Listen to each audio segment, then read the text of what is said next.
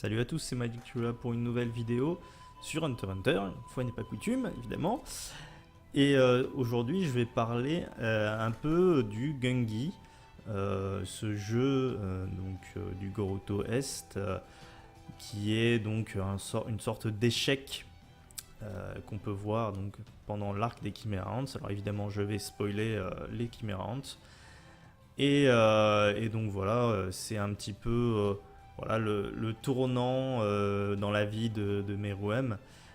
Il découvre, le roi donc découvre ce jeu avec Komugi et ça va se terminer comme ça va se terminer, on connaît, non ils vont finir par jouer ensemble jusqu'à la mort.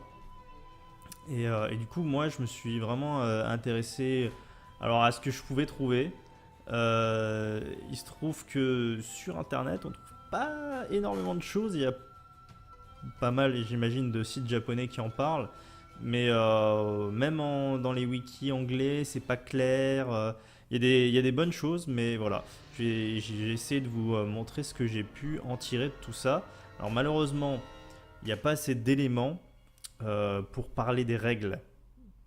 En fait, on ne sait même pas vraiment les déplacements des pièces. On a des explications plus ou moins, mais c'est pas clair. On sait pas exactement voilà, ni les déplacements, ni comment battre son adversaire, comment lui voler des pions, ou je sais pas. Est-ce que on récupère des pions? Est-ce que voilà, on sait pas exactement. Mais voilà, je vais vous présenter un petit peu tout ça. Donc déjà, il faut savoir que Gungi, à la base, littéralement, ça signifie cérémonie militaire. Donc tout le jeu, tous les symboles qu'on voit sur les pions sont des symboles militaires.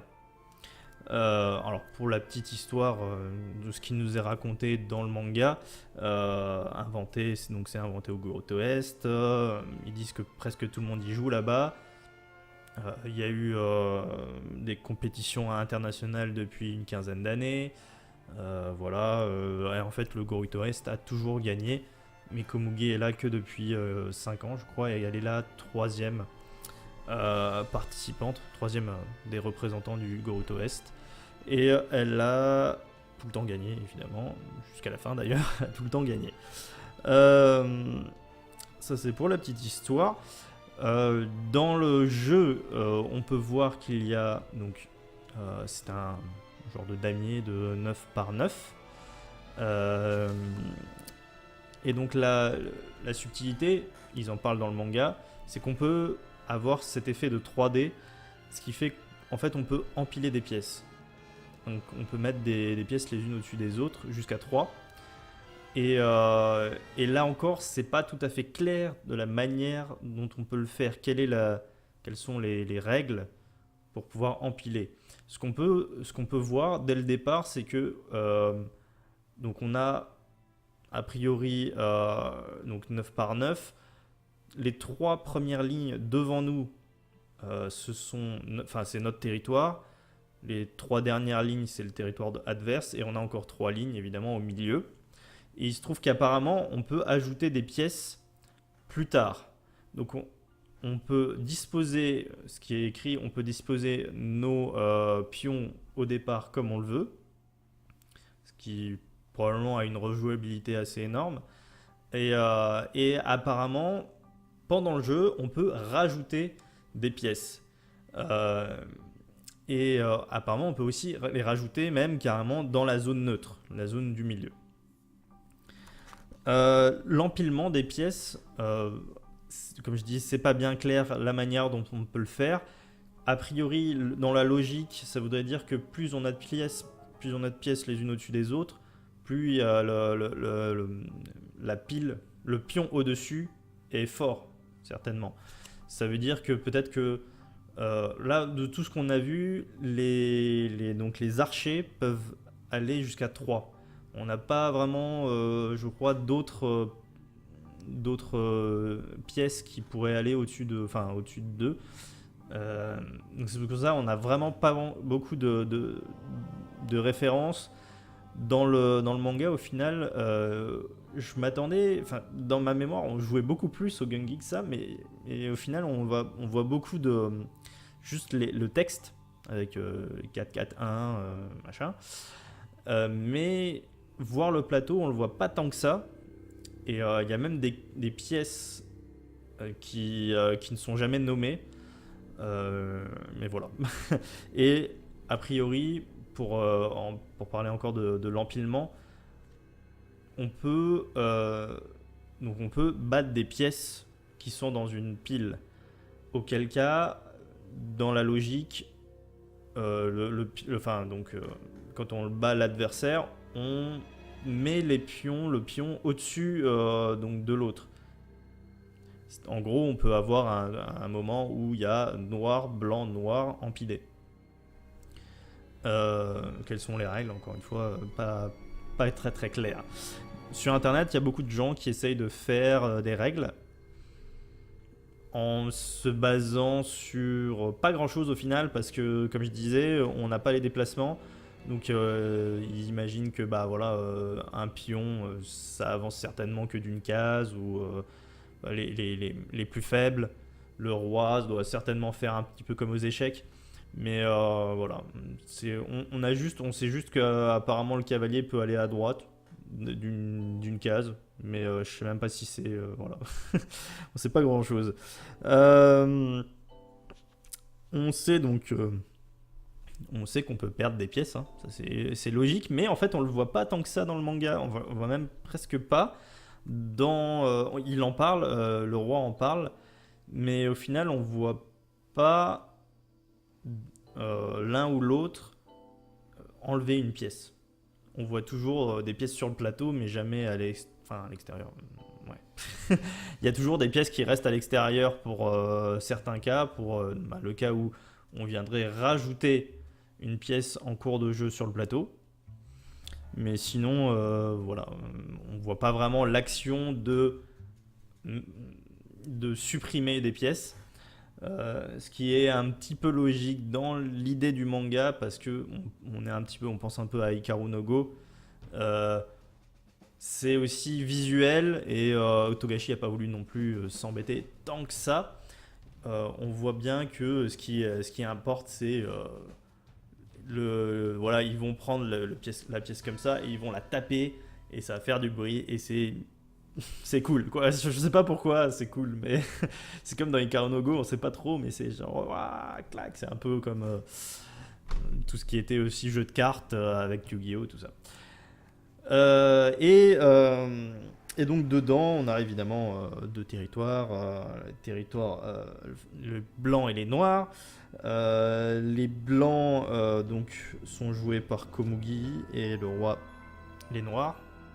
On a toujours cette dualité évidemment, et l'idée que les noirs sont un petit peu les ténèbres et les blancs sont voilà les gentils, on va dire.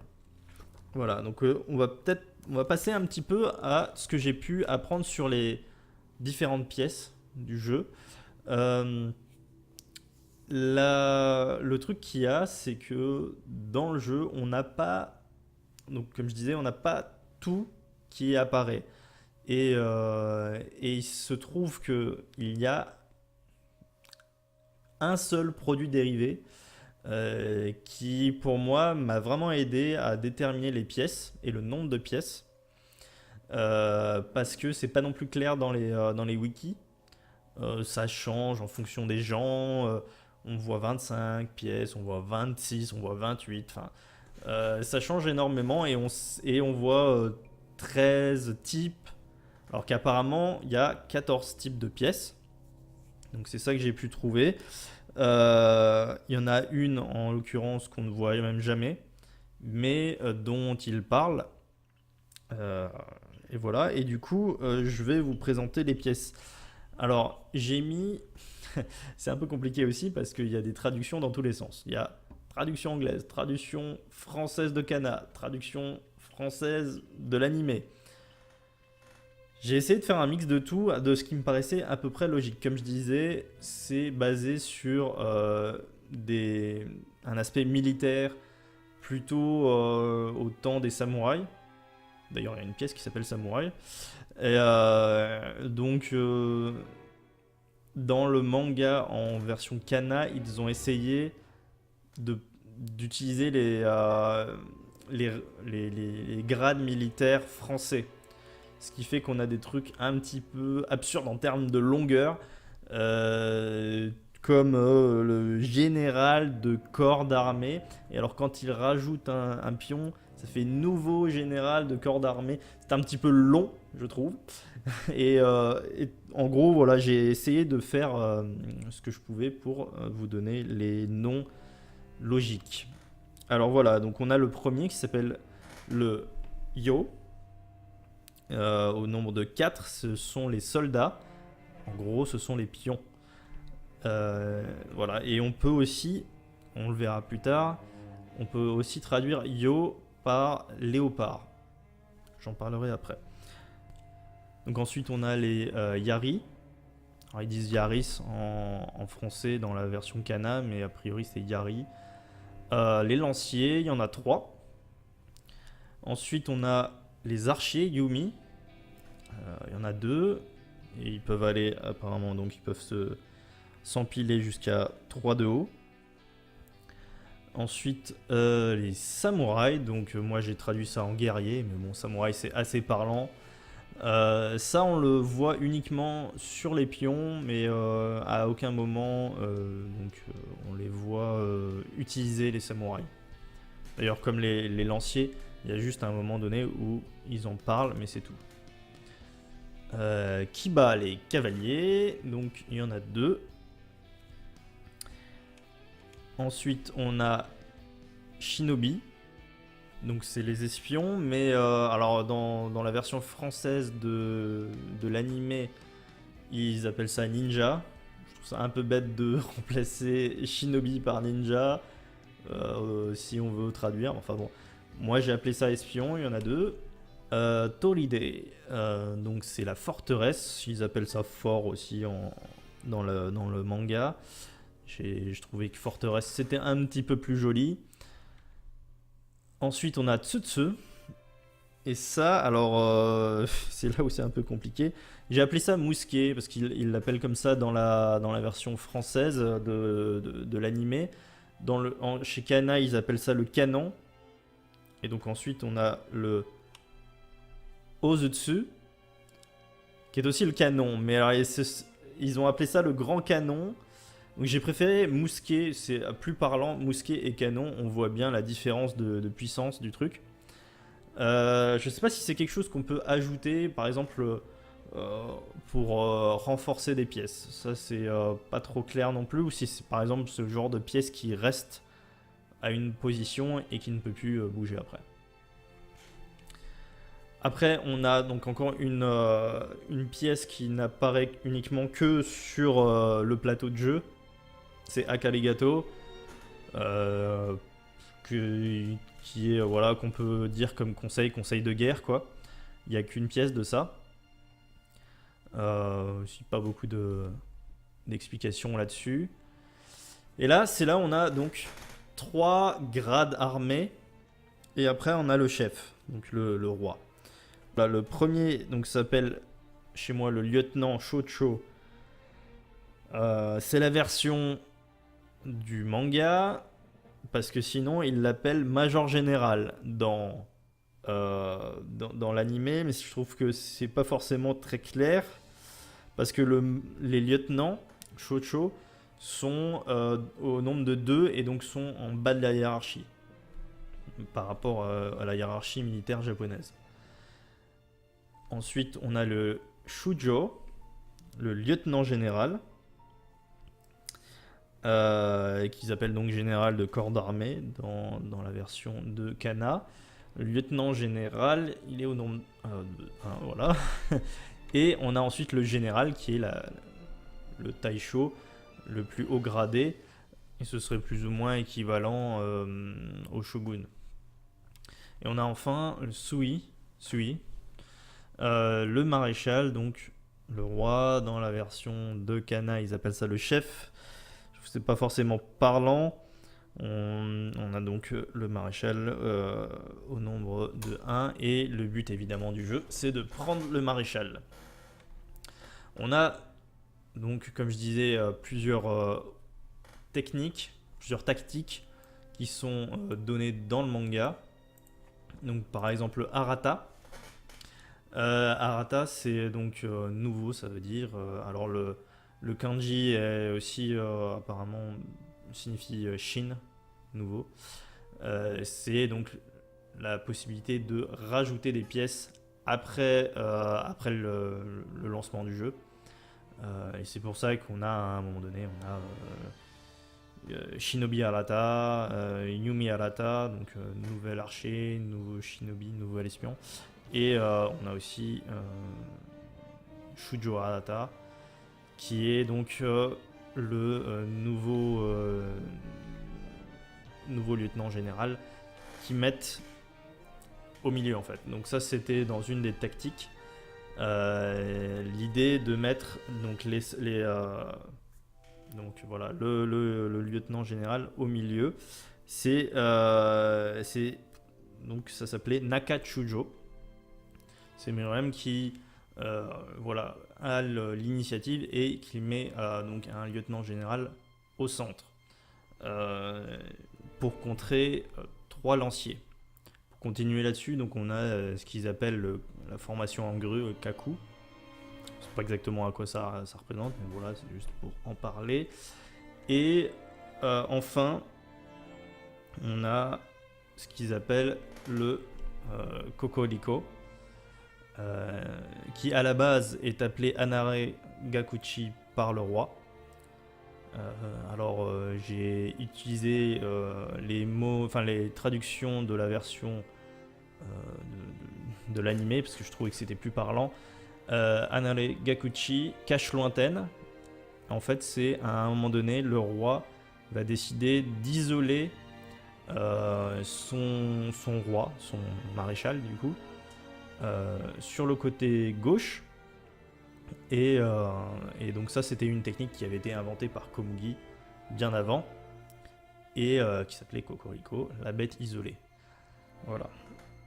Et à la fin du jeu, Meruem parle donc de Gyaku Arate, qui signifie plus ou moins c'est un mouvement qui va battre une toute nouvelle tactique qui vient d'être établie, tout juste. Donc ce qui se passe, c'est que à la fin du jeu, Komugi utilise le Kokoriko.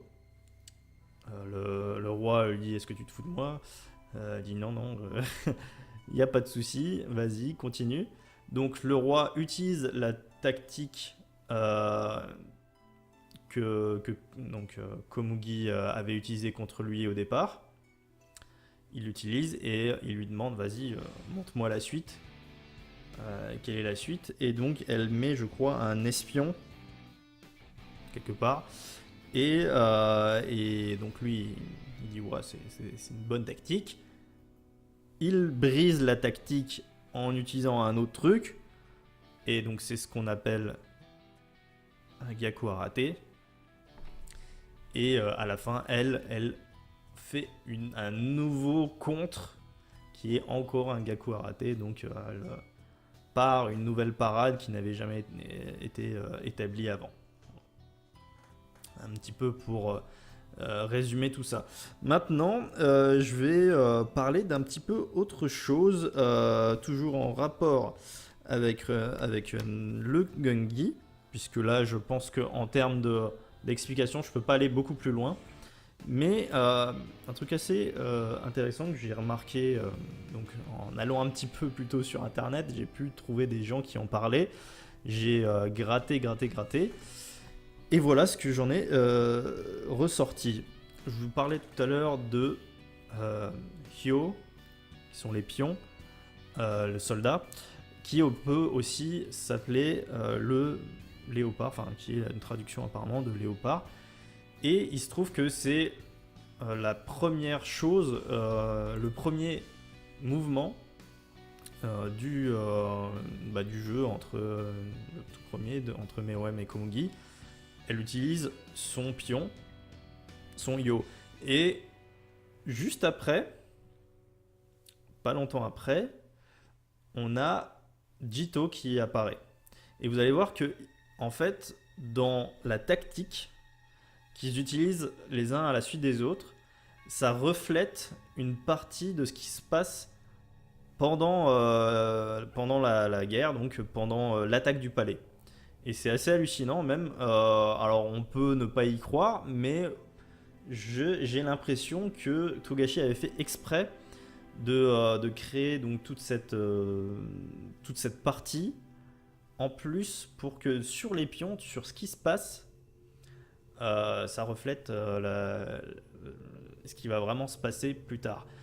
Par exemple, on commence par donc Meruem qui veut isoler le roi. Donc son maréchal, en gros, il veut l'isoler sur le côté gauche. Et la tactique principale donc du corps punitif, voilà, des Hunters, c'est d'isoler le roi.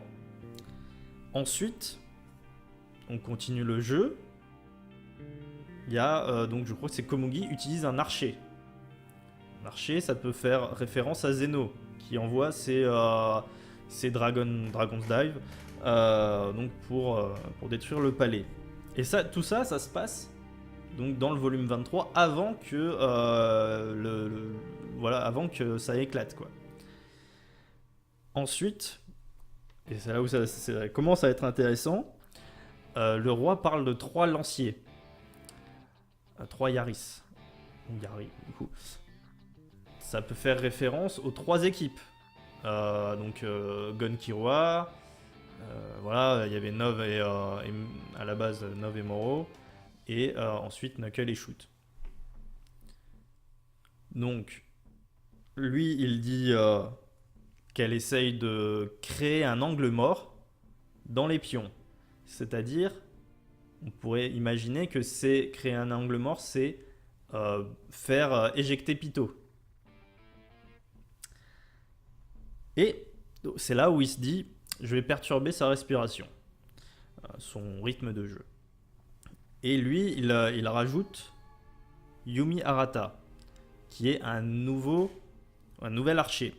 Et il se trouve que dans le chapitre juste après, le nouvel archer, voilà, c'est en fait Jito qui crée son arbalète. Donc c'est un peu genre, voilà, on va perturber le déroulement du jeu, le déroulement de l'attaque, par créer ce nouvel archer. Et par la suite, alors je sais plus si c'est elle ou si c'est lui, mais je crois que c'est elle qui pose un nouvel espion. Et un peu après, Nov s'infiltre dans le palais. Voilà, et donc à ce moment-là, donc on est toujours au volume 23, on est toujours dans la même partie. Donc Meruem est en train de réfléchir et il dit, je vais devoir me battre contre 3 Yari, 3 lanciers, donc les 3 équipes. Je vais peut-être perdre 2 pions. Mais ce serait donc là, ce serait plutôt Pitot et Youpi, puisque le Pufu est mort vraiment à la fin. Et donc, après, là, c'est là où ça devient un petit peu plus nébuleux, on sait pas trop. Mais jusque-là, ça colle assez bien à ce qui se passe par la suite dans le manga. Et donc ça, je rappelle, c'était avant que toute la bataille se passe. Donc on aurait pu déjà, avant, savoir plus ou moins ce qui allait se passer. Mais bon, il fallait déjà comprendre, quoi. Et donc, après, ce qui se passe, c'est que il met le lieutenant général au centre, avec la technique Nakachujo. Et ensuite, elle met un nouveau lieutenant général. Donc on peut... Ça, là, c'est difficile, mais on peut imaginer que soit c'est lui qui vient... Enfin, moi, je pense que ça voudrait dire que Meruem bat Netero. Et ensuite, quand elle met le nouveau lieutenant général, c'est Netero qui explose la bombe rose, quoi. Alors, on peut se dire que c'est n'importe quoi, mais il y a un truc qui se passe à la toute fin. Et ça, je l'avais moi, jamais remarqué. J'ai trouvé ça sur des sites japonais. J'ai un peu galéré à tout traduire, mais voilà. Eh bien, à un moment donné, Komugi dort. Elle a été enlevée par voilà, Ikarugo, etc. Et elle dort dans son truc là, et elle dit 4-7-1 maréchal. Alors évidemment, ils disent. Enfin, j'ai la version japonaise du manga. Ils disent bien le Sui maréchal. Alors que dans la version française de Kana, ils ont mis Taisho, qui est le général. Je sais pas pourquoi. Mais voilà, donc c'est bien le Sui, c'est-à-dire le roi. Et alors, dans l'animé version japonaise, elle dit bien Yon Nana Ichi, qui signifie 4, 7, 1. Yon Nana Ichi Sui. Donc elle utilise le roi. Sauf qu'à la lecture, d'après les fans japonais, 4, 7, 1 peut en effet se dire Yon Nanaichi, mais apparemment pourrait se dire Shi Nanai. Et en gros, Shi Nanai. Et ça voudrait dire, ce serait un mot, enfin un composé de mots, qui voudrait dire ne meurs pas, roi. Et je pense franchement que Togashi a voulu faire ça pour voilà, avoir ce petit truc pour les fans japonais, ne meurt pas le roi, et juste après le roi la retrouve, et donc il continue, donc comme je disais, ils refont la même partie plus ou moins à l'inverse, et elle finit par gagner avec un espion et je sais plus, un cavalier, voilà. Qu'on peut Après là, on peut dire que l'espion et le cavalier, ce serait peut-être Pariston qui vient chercher en dirigeable mais bon, là, on est sur des trucs différents encore. Surtout que la toute dernière pièce qu'elle met, que Komugi met pour gagner, on ne sait pas ce que c'est. On voit pas, il y a ni, elle ne le dit pas. Sur la pièce, c'est vide. Et aussi dans l'animé, voilà, il y a juste le blanc, mais on voit pas le numéro, enfin le type de pièce qu'elle met à la fin. Et pour conclure, il se trouve que voilà comment s'écrit Gongi en kanji, avec la traduction au-dessus, là. La traduction en hiragana ou un truc comme ça. Et un truc assez intéressant, c'est voilà comment s'écrit fourmi. Ant. Chimera ant. Et si on les met l'un à côté de l'autre, on voit que la deuxième partie de Gungi et ant, chimera, ant, enfin fourmi quoi, on remarque que y a un symbole qui est le même. Et donc ce symbole-là, apparemment, ça signifie honneur. Ensuite, les deux autres sont assez intéressants parce que le premier, donc qui vient de Gungi, le premier signifie humain et le deuxième signifie insecte. Et je suis persuadé que il l'a fait exprès pour donner, surtout pour les fans japonais. Après, pour nous, c'est un peu plus compliqué de savoir. Mais voilà, je pense qu'il l'a fait exprès et que tout était calculé. Il s'est un petit peu amusé avec les kanji et les mots et ce qui se passait sur le plateau de jeu. Comme ça, pour peut-être qu'un jour quelqu'un le découvre. Mais moi j'en avais entendu parler depuis longtemps de cette théorie-là, mais j'avais jamais vraiment été approfondir. Et vraiment en approfondissant, on voit qu'il y a énormément de choses qui semblent correspondre vraiment à ce qui se passe dans le manga plus tard. Donc voilà, j'espère en tout cas que cette vidéo vous a plu. Et puis je vous dis à bientôt.